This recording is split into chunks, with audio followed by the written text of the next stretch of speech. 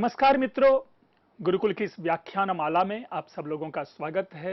मैं डॉक्टर पंकज कुमार मिश्र आपके सामने मृच्छकटिकम के पंचम अंक को लेकर के उपस्थित हूं।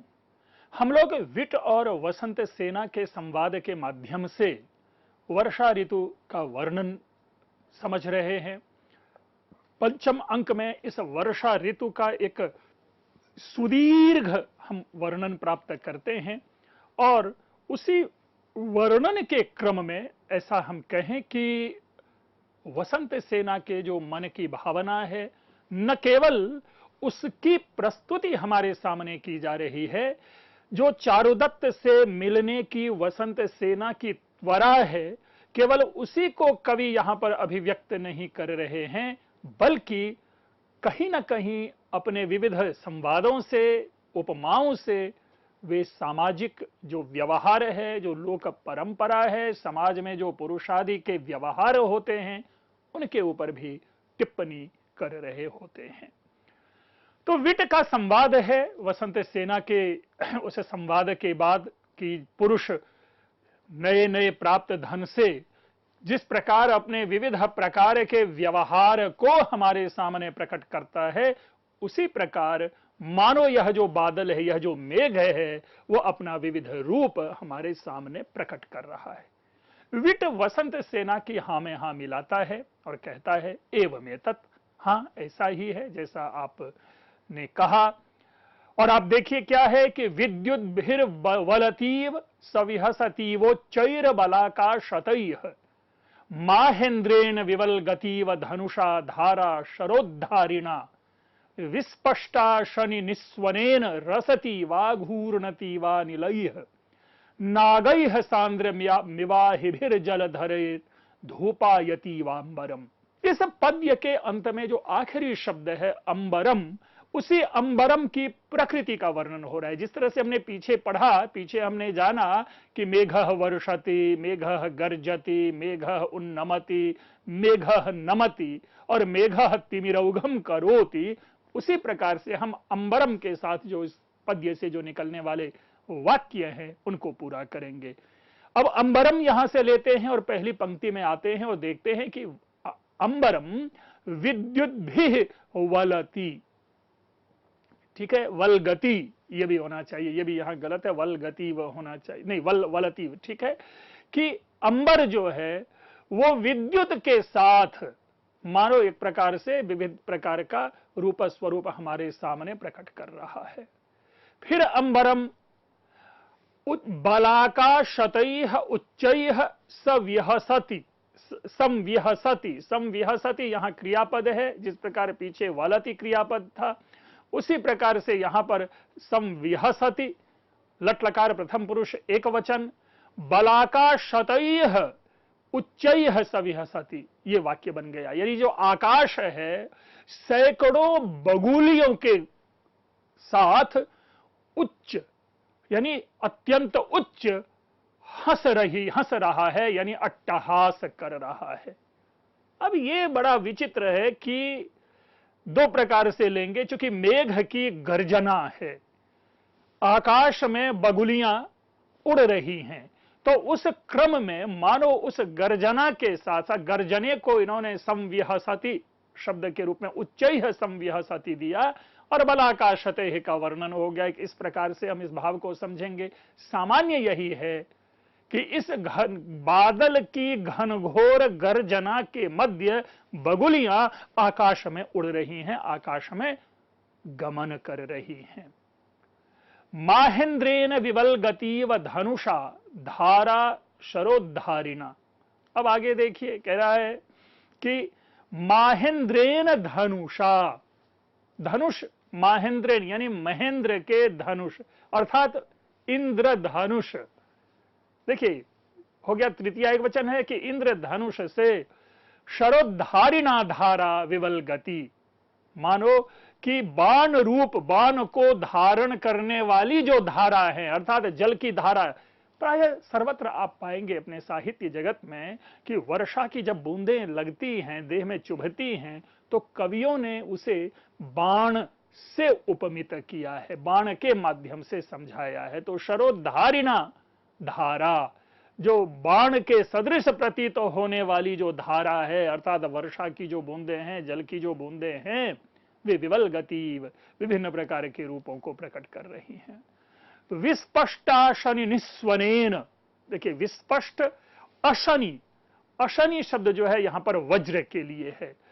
निस्वनेन रसति, अब क्या कह रहा है, अशनि निस्वनेन, अशनि वज्र के ध्वनि से, विस्पष्ट रसति मानो रसमय हो रही हैं, और आघूर्णतीव अनिलैः, अनिलैः यानी वायु से घूर्णन से कर रही है। जो काले कजरारे बादल जब उमड़ते घुमड़ते हैं तो स्वाभाविक है कि उस समय हवा के झोंके होते हैं। तो अंबर का, आकाश का वर्णन हो रहा है कि उस आकाश कैसा है कि अनिलैः आघूर्णति इव, मानो कि यह जो हवा से यह आकाश जो है वो घूर्णन कर रहे हैं, अर्थात बादल, उस आकाश में जो बादल हैं वो उमड़ घुमड़ रहे हैं। नागैः सांद्रमिव अहिभिः जलधरैः पायतीव अंबरम। अब देखिए पायति मानो अंबरम क्या है कि अहिभिः सांद्रम जलधरैः, नागैः नाग सर्प के समान जो जलधर है। अब देखिए नाग सांप देने की क्या जरूरत है यहां पर, ऐसा तो कुछ लग नहीं रहा है। मैं समझता हूं कि नाग शब्द की जो कालिमा है, उस कालिमा को यहां पर अभिव्यक्त करने के लिए जलधर के साथ लगाया गया कि अर्थात जलधर कैसा बादल, कैसा काला है, तो कह रहा है ना अहिभिः नागैः सांद्रम, पूरी सांद्रम अंबरम, अर्थात जो काले नाग के समान जो घना सघन जो अंबर है वह धूपायतीव, धूमा, यहां धूपायतीव यानी मानो धूममय हो रहे हैं। फिर वही जो है स्पष्ट है, ये रिपीटेशन है, पीछे भी इस प्रकार के वर्णन आए हैं।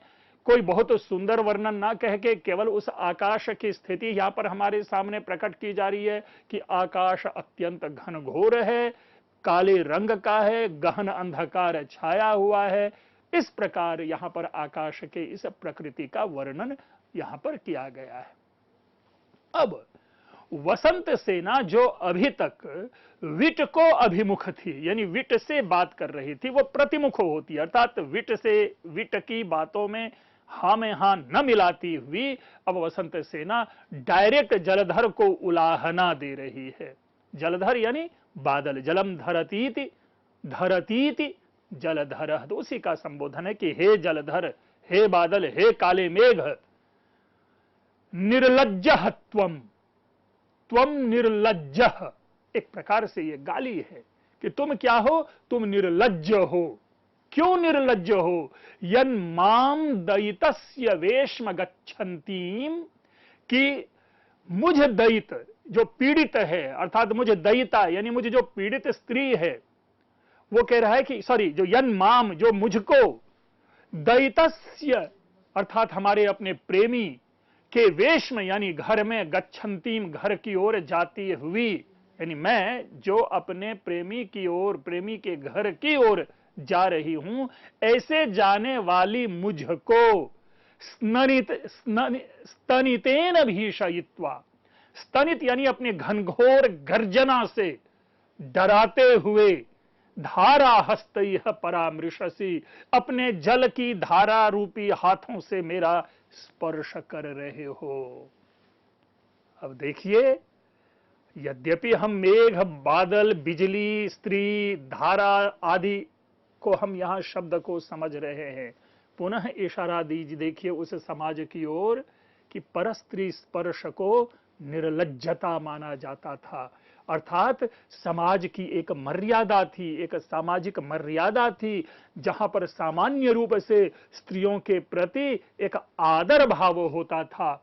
और लेकिन जो इस प्रकार का अनादर, स्त्री परस्त्री स्पर्श जो है वो अनादर माना जाता है, और ऐसे करने वाले को निर्लज्ज कहा जाता होगा। इसीलिए कवि ने, नाटककार ने डायरेक्ट उस बादल को निर्लज्ज कहा। क्यों? क्योंकि कवि ने एक प्रकार का उपलक्षण किया कि मानो बादल के हाथ क्या है, उनके जल की धारा। वो जल की धारा कहां गिर रही है? वसंत सेना के शरीर पर, अर्थात उस जल धारा से मानो मेघ वसंत सेना का स्पर्श कर रहा है। तो इस स्पर्श भाव को लेकर के वह मेघ क्या हुआ? निर्लज्ज हुआ।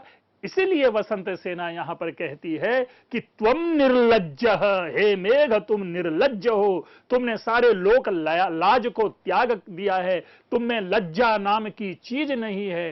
क्यों? क्योंकि दैतस्य वेश्म गच्छन्ति माम, क्योंकि अपने प्रेमी के घर जाती हुई मुझको रास्ते में अपने इस घनघोर गर्जना से डराते हो, और डरा करके फिर तुम अपने उस धारा, जल की धारा रूपी हाथों से मेरा स्पर्श करते हो। तो एक तो डरा भी रहे हो और मेरा स्पर्श भी कर रहे हो, इसलिए तुम निर्लज्ज हो।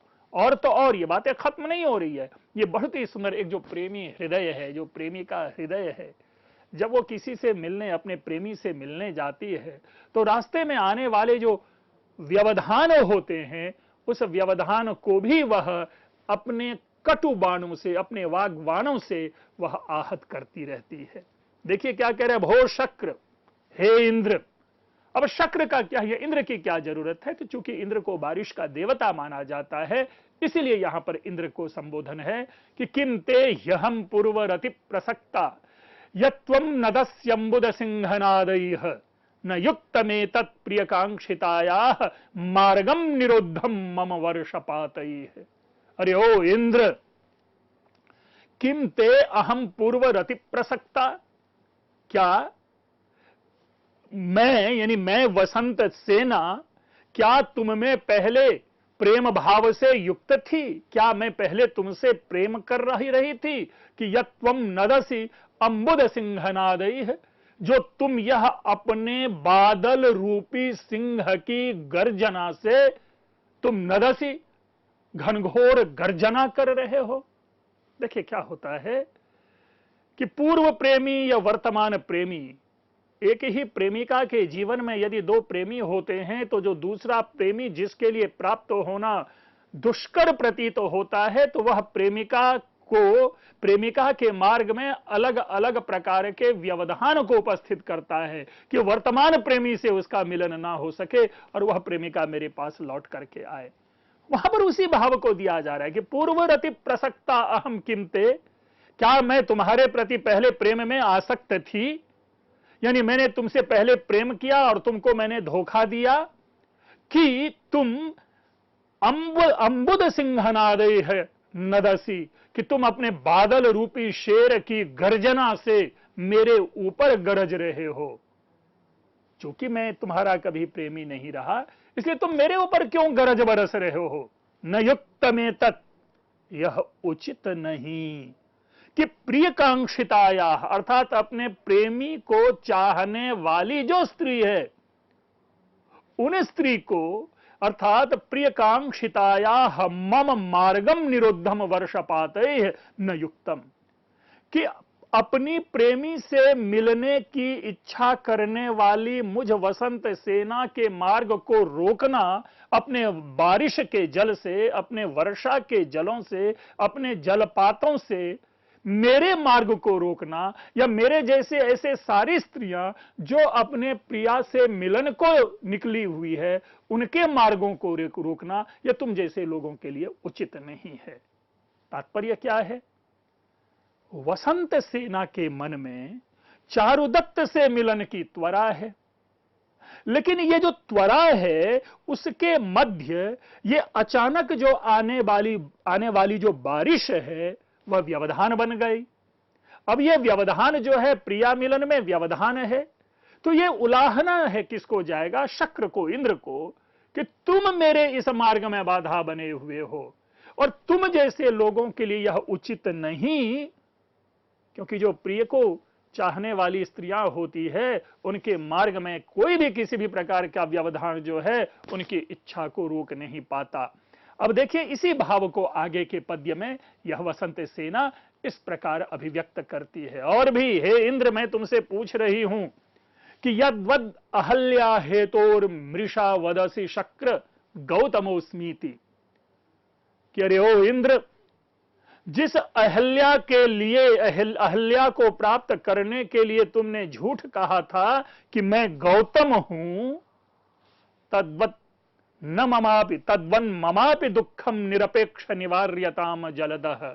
हे जलद, हे जलदः निरपेक्ष निवार्यताम, इस बारिश को, इस जलद को, इस मेघ को रोक लो। तद्वत ममापि दुखम निवार्यताम, हे निरपेक्ष शक्र, अर्थात प्रेमियों के प्रति सदैव निरपेक्ष व्यवहार करने वाले हे इंद्र, मेरे भी इस दुख को समझो, मेरी भी इस पीड़ा को समझो, और मेरी इस पीड़ा को समझते हुए बादल को रोक लो। अर्थात जब तुम अहल्या से निकलने मिलने गए थे अहल्या के लिए, तो तुमने झूठ तक कहा था कि गौतमोस्मीति, यानी तुम प्रेम की उस आग को, प्रेम की उस ज्वाला को तुम समझते होगे कि व्यक्ति प्रेम में क्या क्या नहीं करता। तो मेरे भी प्रेम की मेरी उस पीड़ा को हे इंद्र तुम समझो, और अपने इस बादल से कहो कि रुक जाए और मेरे मार्ग में किसी भी प्रकार का व्यवधान न करे। अन्यथा गर्जवा वर्षवा शक्र मुंचवा शतशोषनिम न शक्या हि स्त्रियोरोद्धुम प्रस्थिता दयितम प्रति।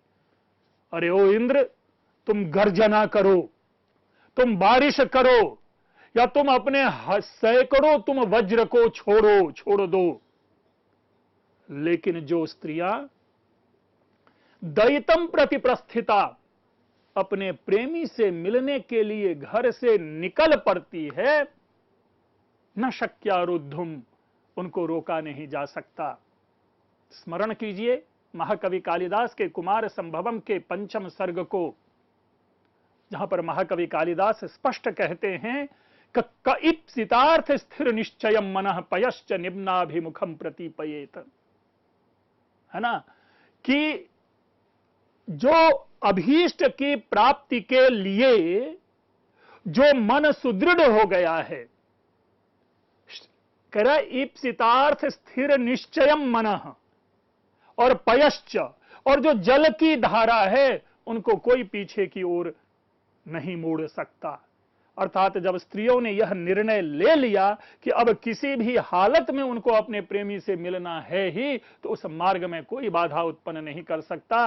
इस प्रसंग में अरे ओ इंद्र, तुम कुछ भी कर लो, आज यदि मैं अपने प्रिय चारुदत्त से मिलने के लिए अपने घर से निकल पड़ी हूं, तो तुम अब गरजो, तुम अब बरसो, या तुम अपने वज्र को छोड़ते रहो, तुम मुझे रोक नहीं सकते। अब इसके माध्यम से देखिए, मैंने कालिदास का उदाहरण दिया, भले कालिदास के बाद का यह टेक्स्ट हो, लेकिन समाज में चलने वाले इस व्यापार को आसानी से समझा जा सकता है। और जो कहते हैं कि समाज में स्त्रियों को स्वतंत्रता नहीं थी, इस छोटे से वाक्य को हम स्त्रियों के स्वातंत्र्य को पढ़ने के लिए प्रयोग में ला सकते हैं कि उस काल में भी, समाज में भी स्त्रियां स्वतंत्र थी अपने प्रेमियों से मिलने के लिए, अपने प्रेमियों का चयन करने के लिए, या अपने प्रेमियों में आने के से मिलन के मार्ग में आने वाले सारे व्यवधानों को दूर करने के लिए। और वो व्यवधान किसी भी प्रकार का क्यों ना हो, न केवल प्राकृतिक व्यवधान, यानी हर प्रकार के व्यवधान जो है, चाहे वो फादर मदर की ओर से आए या चाहे किसी और तरफ से आए। और उसी का अवांतर रूप में संकेत अभिज्ञान शाकुंतलम के तृतीय अंक में है, जहां पर वो कहते हैं कि भाई जब वो गांधर्वेण विवाहेन बह्व्यो राजर्षि कन्यकाः श्रूयन्ते परिणीतास्ताः पितृभिश्चाभिनंदिताः। तो इस प्रकार से हमारे समाज में बार बार स्त्रियां भी इस प्रकार के कार्य में अपने को स्वतंत्र रखती थीं, जो इस पद्य के माध्यम से स्पष्ट हो रहा है। अन्यथा कोई भी काल हो, कोई भी समाज हो, प्रेम में, प्रणय में व्यवधान तो होते हैं, लेकिन उस प्रणय को तोड़ने में प्रायशः असक्षम ही दिखाई देते हैं। इसीलिए इतना पुरजोर, इतना दृढ़ कथन यह है कि कि न शक्या ही स्त्रिय रोद्धुम प्रस्थिता दयितम प्रति, कि जो स्त्री अपने घर से अपने प्रेमी से मिलने के लिए निकल चुकी है उनको कोई नहीं रोक सकता। और वहां पर भी आपने देखा कि कब इप्सितार्थ स्थिर निश्चयम मनः पयश्च निम्नाभिमुखम प्रतिपयेत के द्वारा महाकवि कालिदास ने इस कथन को और अभिव्यक्त किया है। बार बार समझाए जाने पर मेना के द्वारा पार्वती की जो माता मेना है वो समझाती है कि मनीषिता सन्ति गृहेषु देवतास्तपः क्ववत्से क्वचतावकम वपुः पदम सहेत भ्रमरस्य पेलवम शिरीष पुष्पम न पुनः पतत्रिणः। तो ऐसे ऐसे वाक्यों से पार्वती को भी रोका जाता है कि पार्वती रुक जाओ, तुम जिसे चाहती हो वो तुम्हारे घर में है, लेकिन नहीं, ये जो प्रेमी चयन और जो प्रेमी मिलन है उस मार्ग में मेना भी, यहां तक कि साक्षात नगाधिराज हिमालय भी व्यवधान नहीं बन पाता और रोक नहीं पाते। तो ये एक समाज की बात हमारे सामने यहां पर स्पष्ट दृष्टिगत होती है। फिर कहती है वसंत सेना, यदि गर्जति वारिधरो गर्जतु तन्नाम निष्ठुराः पुरुषाः हहि विद्युत प्रमदानाम त्वमपि च दुःखम न जानासि। कि अरे ओ वारिधर, हे जलधर, यदि गर्जति गर्जतु, कि तुम गरजते हो तो तुम गरजते रहो।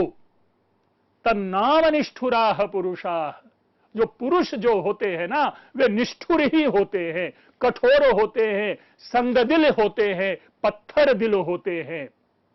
तुम गरजते रहो। देखिए बहुत सुंदर है, यहां पर वारिधर शब्द का प्रयोग पुल्लिंग है और इसीलिए यहां पर पुरुष के ऊपर में वारिधर के द्वारा पुरुष का जो है यहां पर एक प्रकार से दूसरे रूप को हमारे सामने दिया गया कि प्रेम की दुनिया में, प्रेमी जगत में पुरुष जो होते हैं निष्ठुर होते हैं, इसलिए तुम गरजो, गरजते रहो। हई विद्युत प्रमदानाम त्वमपि च दुःखम न जानासि। अब पुरुष निष्ठुर होते हैं, पहले इसको समझ लें। हर समाज में चूंकि पुरुष प्रायशः एक प्रणय से तुष्ट नहीं होता, प्रायः पुरुष अन्यत्र भी अपने प्रणय संबंध को चलाते हुए दूसरे के प्रणय की उपेक्षा कर जाता है, प्रायशः इसलिए यह पुरुष को गाली सुननी पड़ती है कि तुम निष्ठुर हो, तुम हर जाई हो।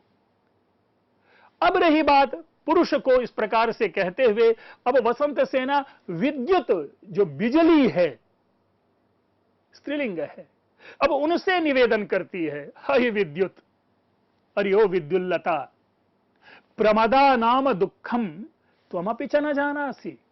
क्या स्त्रियों के दुख को तुम भी नहीं जानती? बिजली स्त्री है, तो देखिए स्त्री के दुखों को तो स्त्रियां समझने वाली होती हैं, पुरुष नहीं समझते। पुरुष स्त्रियों की मनोभावना को, स्त्रियों के दुख को, स्त्रियों की पीड़ा को, स्त्रियों की इच्छा को, स्त्रियों की आकांक्षा को, स्त्रियों की आशा अभिलाषा को भले ही न समझते हो, क्योंकि विपरीत लिंगी होते हैं, दोनों के मनोभाव भिन्न होते हैं, दोनों की इच्छाएं भिन्न होती हैं, लेकिन तुम तो स्त्री ठहरी।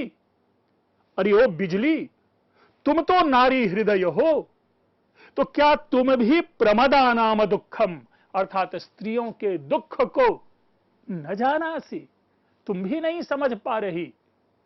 क्योंकि यदि समझ पा रही होती तो तुम उस मेघ का, उस पुरुष का साथ नहीं देती जो बार बार अपने रूप को बदल रहा है, कभी गरज रहा है, कभी बरस रहा है, कभी अंधेरा छा रहा है, और जब जब मैं बाहर निकलने की चेष्टा करती हूं तब तब घनघोर बारिश कर देता है।